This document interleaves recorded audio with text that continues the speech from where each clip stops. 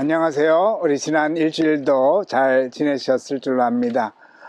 오늘 하는 이제 지금 눈이 오는데 이것을 보게 되는 그 시간은 또 어떻게 될지 모르겠네요. 우리 이건 항상 일주일 전에 촬영을 하니까 오늘 이야기는 우리 그 램프 본당으로 들어가는 램프에서 제가 인사를 드립니다.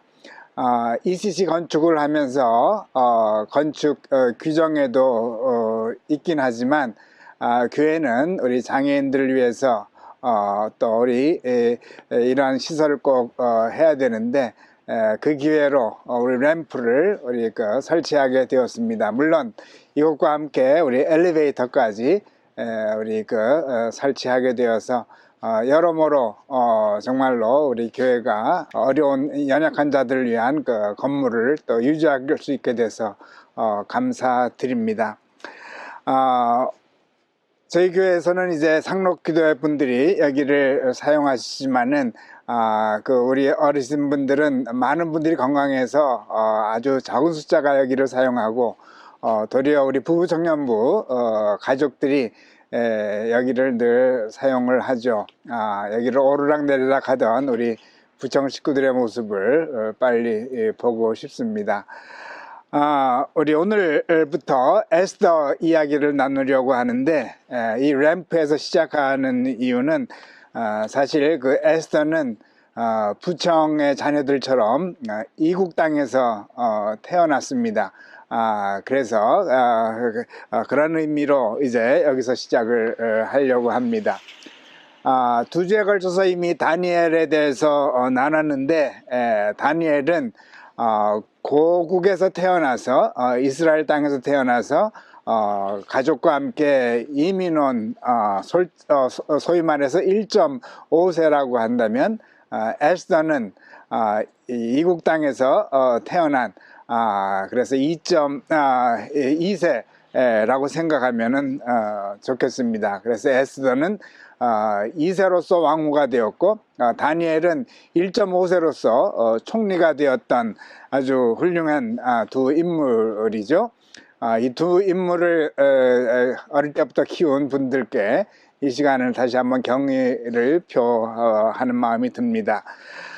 물론 다니엘과 에스더가 이처럼 세상에서 성공했기 때문에 성경의 인물로 등장하게 된 것은 아닙니다.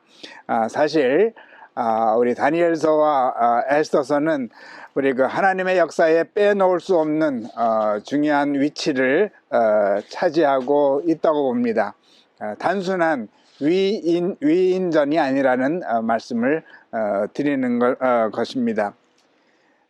다니엘은 포로 생활 중에 도리어 세마포 옷을 입고 계신 우리 주님을 배움을 통해서 언젠가 자기를 잡아온 바벨론과 바사 왕국은 세상에서 사라지고 영원한 세계가 도래할 것을 환상 중에 보게 된 거죠. 결국 아브라함과 이삭과 야곱의 택한 자들을 위한 영원한 나라가 도래할 것을 우리 다니엘은 보았던 것입니다. 곧 언젠가는 온 세상이 뒤집어질 것을 환상 중에 보았던 것이 이제 다니엘이었던 거죠. 그러면은 에스더를 통해서는 하나님께서 어떤 당신의 섭리를 보여주시고 계신가요? 오늘과 다음 주 두 주에 걸쳐서 함께 나눠보고자 합니다. 다니엘서도 그렇지만 우리 에스더서를 이해하려면 그 당시 세계 정세를 잘 알아야 합니다.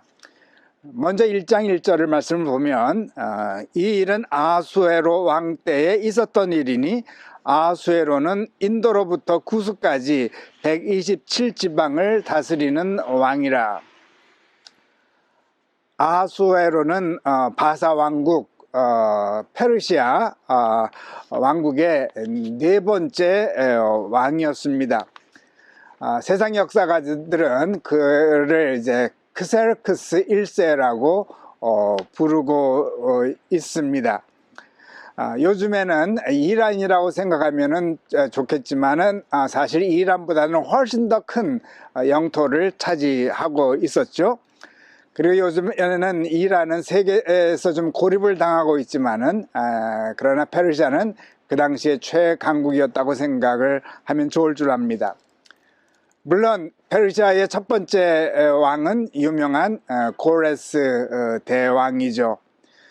얼마나 위대하냐 하면은 요즘도 역사학자들은 그동안 역사 속에 나타난 제일 위대한 지도자를 고레스 대왕으로 뽑고 있다고 합니다. 고레스 대왕의 특징은 나라를 정복하면 정복한 나라를 잘 살게 하는 왕이었다고 합니다. 그래서 정복당한 나라 백성들이 도리어 고레스 왕에게 아버지라고 부를 정도였다고 합니다. 반면 유명한 그리스 알렉산더 대왕은 정복한 나라를 파괴시켰던 왕으로 소개되어지고 있습니다. 자, 이런 위대한 왕이 바벨론 왕국을 무너뜨리고 바사 왕국을 세웠습니다. 이 고레스 왕은 말씀드린 대로 모든 민족의 문화를 존중하는 왕으로서 그의 일환으로 유대 민족에게 자유를 주게 된 것이죠. 물론 어떤 사람들은 귀환하고 어떤 사람들은 귀환하지 않고 그냥 디아스포라로 남아 살게 됩니다. 그중 에스더 가족이 있었죠. 2장 6절 7절 말씀. 전에 바벨론 왕 느부갓네살이 예루살렘에서 유다 왕 여고냐와 백성을 사로잡아 갈 때에 모르드게도 함께 사로잡혔더라. 그의 삼촌의 딸 하다사 곧 에스더는 부모가 없었으나 용모가 곱고 아리따운 처녀라. 그의 부모가 죽은 후에 모르드게가 자기 딸같이 양육하더라. 모르드게가 등장하는데 모르드게도 다니엘처럼 포로로 끌려온 사람이죠.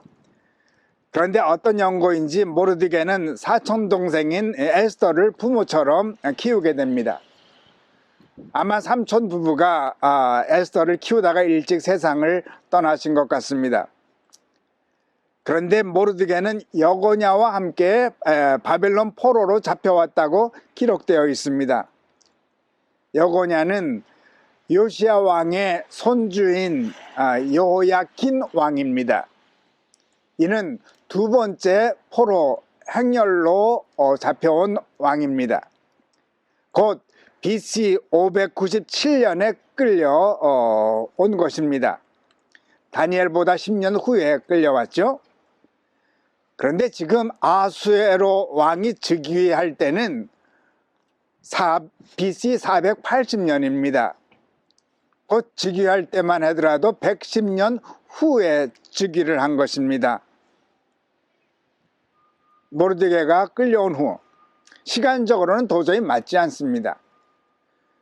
이래서 그런지 어떤 학자는 에스더서는 픽션이라고 주장하는 학자도 있습니다. 제 소견에는 성경 말씀이 구전을 통해서 전해 내려오다 보니까 서기관들이 기록을 하다가 이 과정에서 조금 차이가 나지 않았나 생각해 봅니다.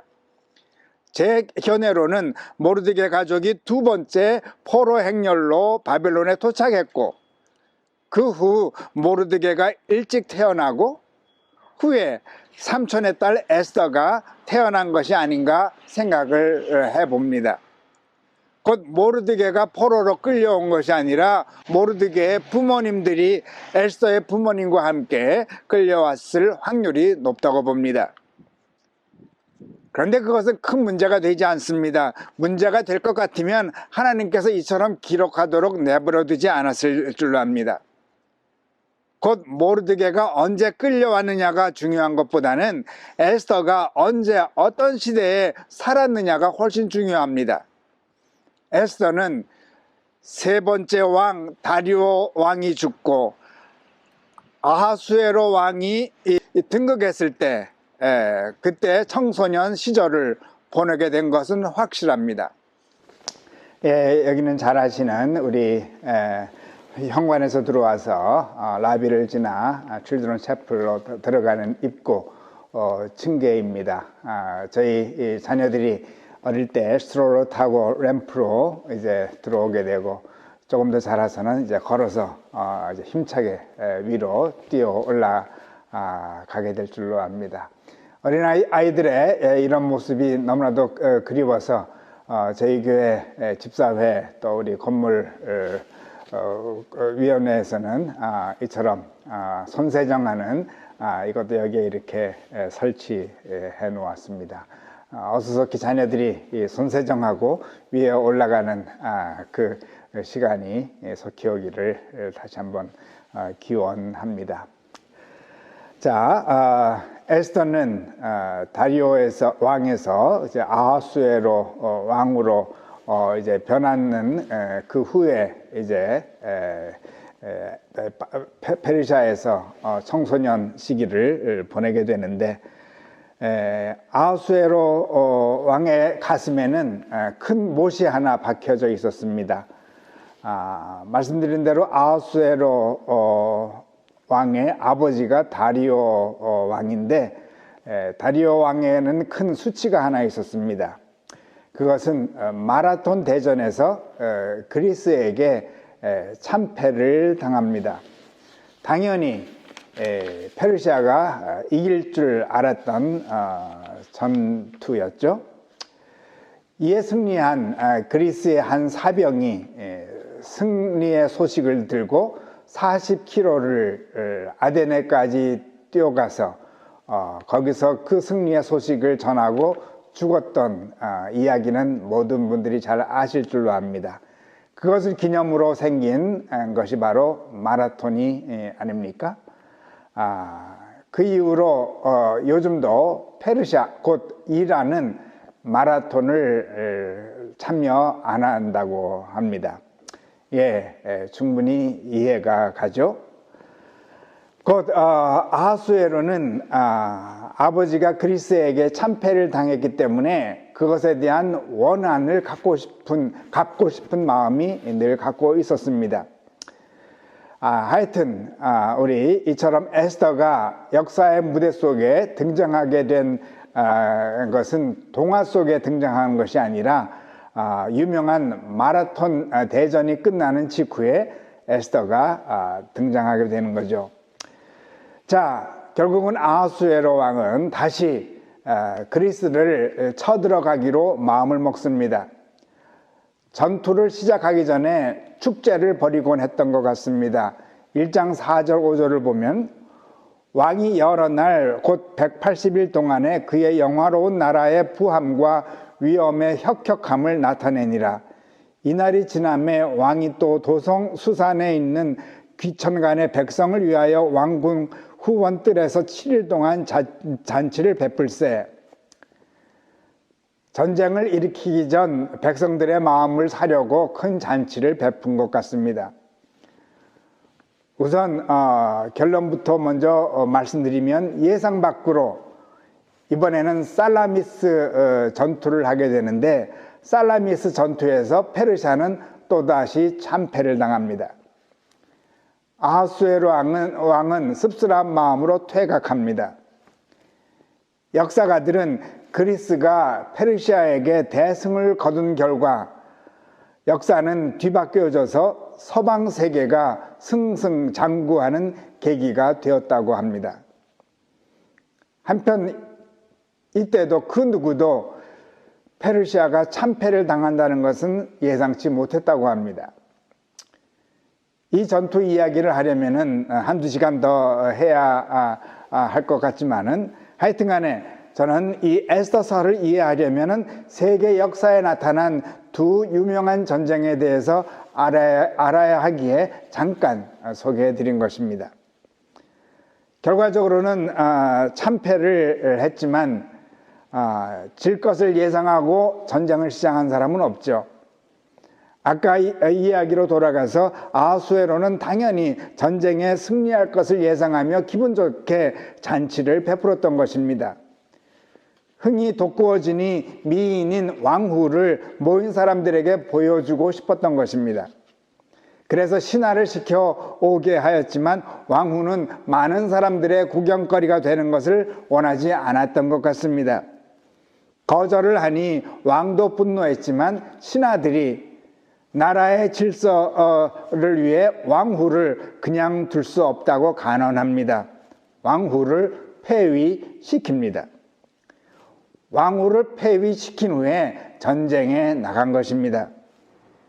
그런데 또다시 참패하고 돌아온 것이죠. 아버지처럼. 왕의 심기가 불편한 것을 잘 아는 신하들이 계획을 세웁니다. 최고의 미녀를 왕후로 세우는 것입니다. 이 소식을 들은 모르드게는 사촌동생 에스더를 왕궁으로 들여보내죠. 담당자가 에스더를 잘 봐서 특별 우대를 합니다. 2장 16절. 아하수에로 왕의 제7년 10월 곧 데베롤에 에스더가 왕궁으로 인도되어 들어가서 왕 앞에 나가니 첫 대면을 하고는 왕의 마음에 들어 에스더는 왕후가 됩니다. 에스더를 왕궁에 들여보내고 모르드게는 자주 대궐문에 앉아있곤 했습니다. 어느 날 대궐문에 앉아있는데 문을 지키던 내시 두 사람이 원한을 품고 아하수에로 왕을 암살하려는 음모를 꾸미는 것을 듣습니다. 어떤 학자는 이들이 왕을 시해하려고 했던 이유는 그리스와의 살라미스 전투에서 패한 것이 원인이었다고도 생각을 합니다. 하여튼 이를 에스더에게 알리고 에스더는 왕에게 아뢰입니다. 조사한 후에 실증을 얻어 두 사람을 처형하고 왕중 일기에 기록합니다.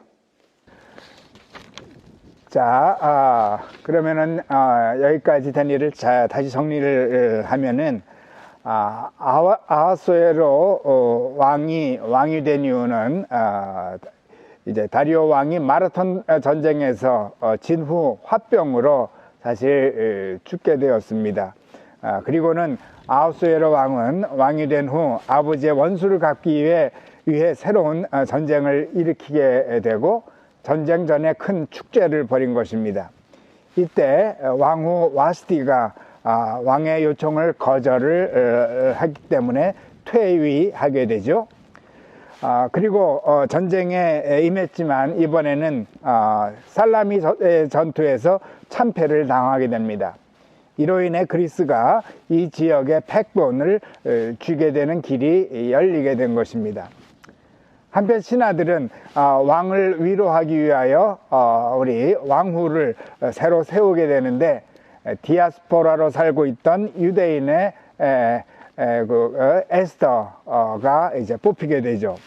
물론 왕궁에서는 유대인이 있는 줄은 알지는 못하고요. 자, 그러고 보니 페르시아는 그리스와 두 차례나 전쟁을 치렀고 두 차례 참패를 당합니다. 누구를 위해서? 에스더로 하여금 왕후가 되게 하기 위함이 아닐까요?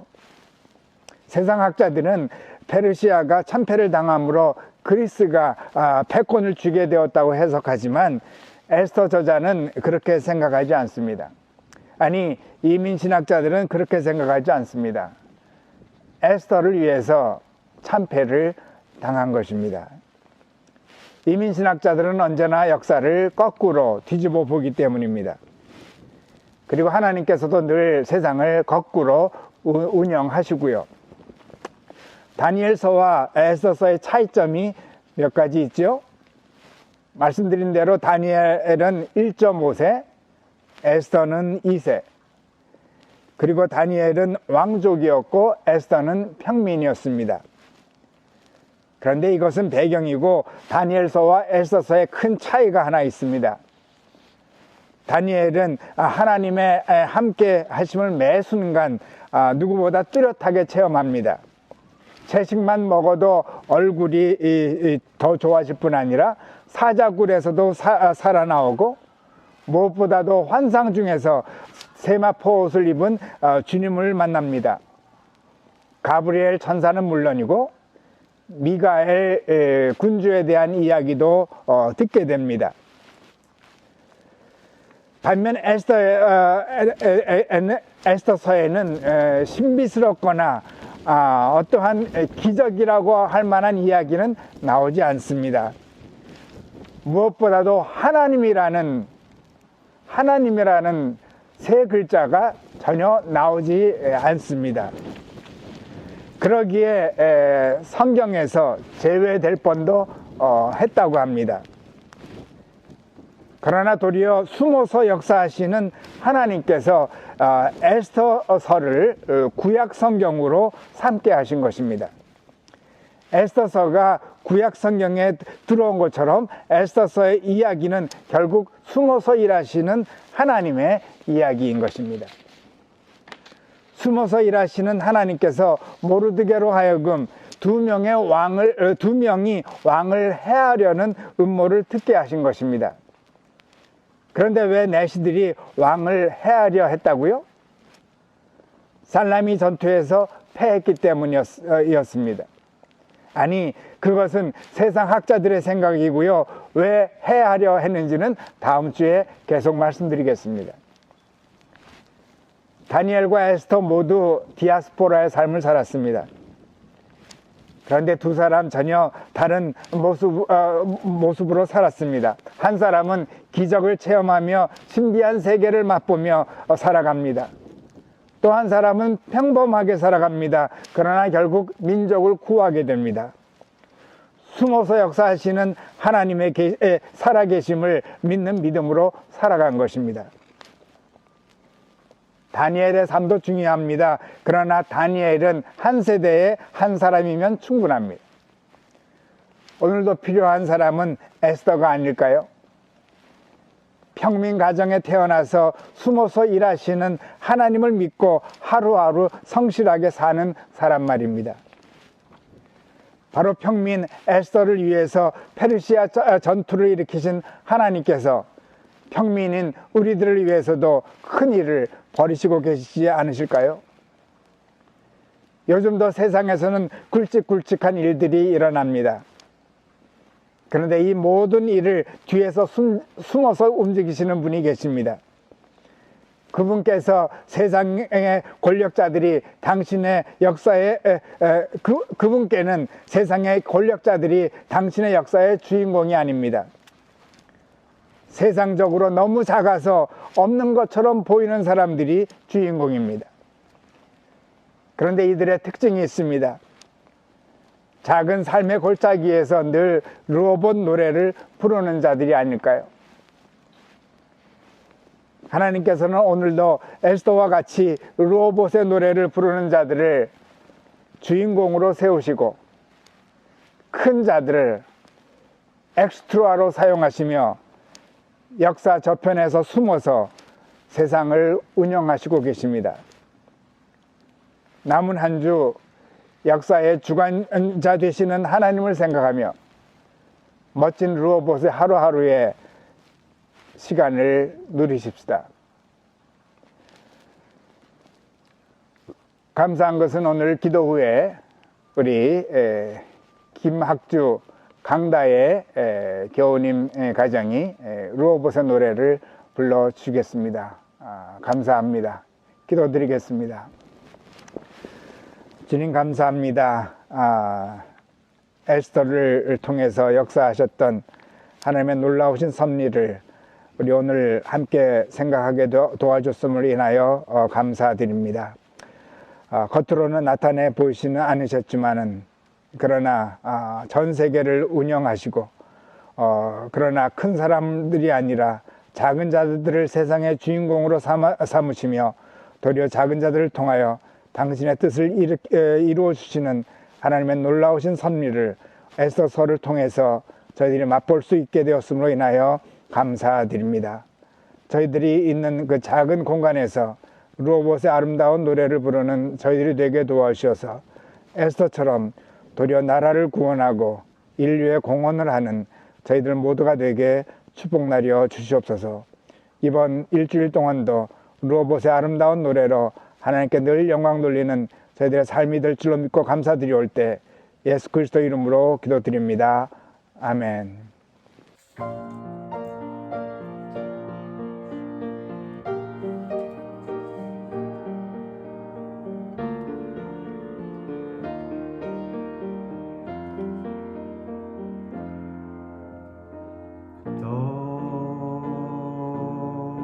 떠난 자들 주께서 부르신 이들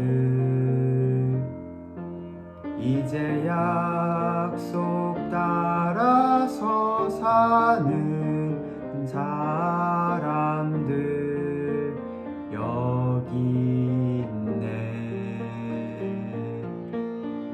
주가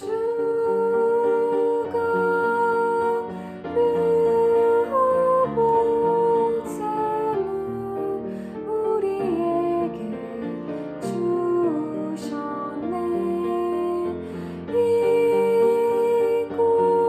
이곳은 넓은 곳, 하나님 보내신 곳.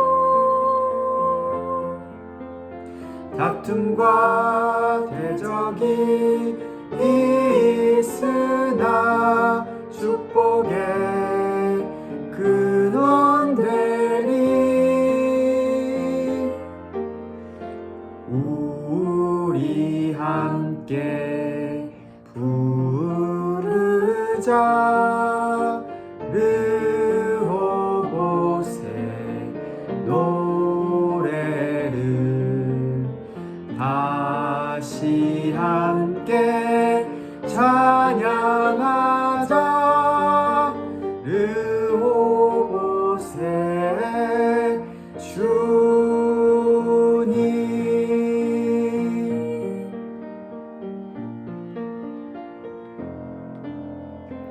나 그네들 주께서 택하신 이들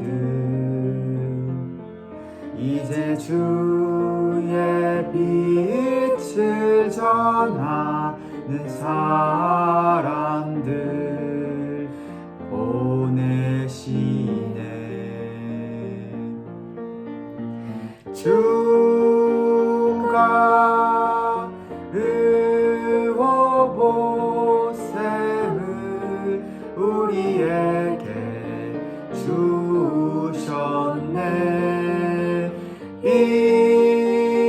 이곳은 넓은 곳, 하나님 보내신 곳. 다툼과 대적이 있으나 축복의 근원 되리. 우리 함께 부르자 르호봇의 노래를 다시 함께 찬양하자 르호봇의 주님.